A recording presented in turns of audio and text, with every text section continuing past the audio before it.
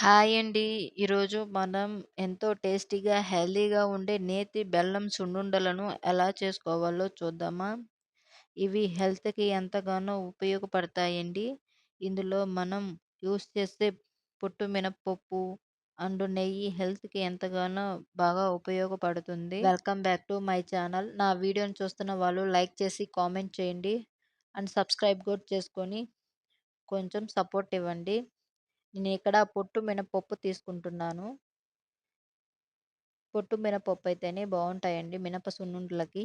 ఇవి ఇష్టం లేని వాళ్ళు మినప గుండ్లైనా తీసుకొని చేసుకోండి.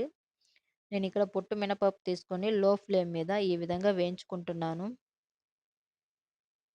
ఈ విధంగా ఓపికగా ఏయించుకోండి. ఇవి బాగా ఏగితేనే సున్నుండలు బాగా టేస్టీగా ఉంటాయి. మినపప్పు ఇలా వేయించుతున్నప్పుడు మంచి స్మెల్ కూడా వస్తుంది. నేను ఇక్కడ చూపిస్తున్న విధంగా వేయించుకున్నాను మినపప్పు. ఇవి చల్లారిన తర్వాత ఈ మినపప్పును మెత్తగా మిక్సీ పట్టుకోవాలి.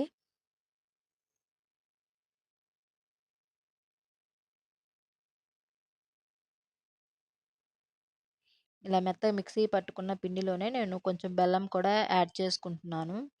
అందులో 4 యాలుక్కాయలు వేసుకొని పిండిని ఈ విధంగా మెత్తగా మిక్సీ పట్టుకోవాలి. కొంతమంది మెత్తగా ఉంటే ఇష్టపడతారు. కొంతమంది బరక బరకగా ఉంటేనే ఇష్టపడతారు. మేమిక్కడ కొంచెం బరక బరకగానే పెట్టుకున్నామండి.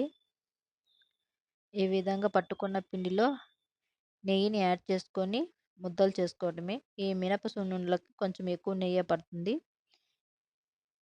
ఈ విధంగా నెయ్యిని యాడ్ చేసుకొని ఈ విధంగా ముద్దలు చేసుకోవాలి. అంతే ఎంతో టేస్టీగా, హెల్తీగా ఉండే నేతి మినప సున్నుండలు రెసిపీ రెడీ అండి. ఇవి హెల్త్‌కి ఎంతగానో ఉపయోగపడుతుంది. పిల్లలకి రోజు ఒక చొప్పున ఒక లడ్డు ఇచ్చి పంపించండి.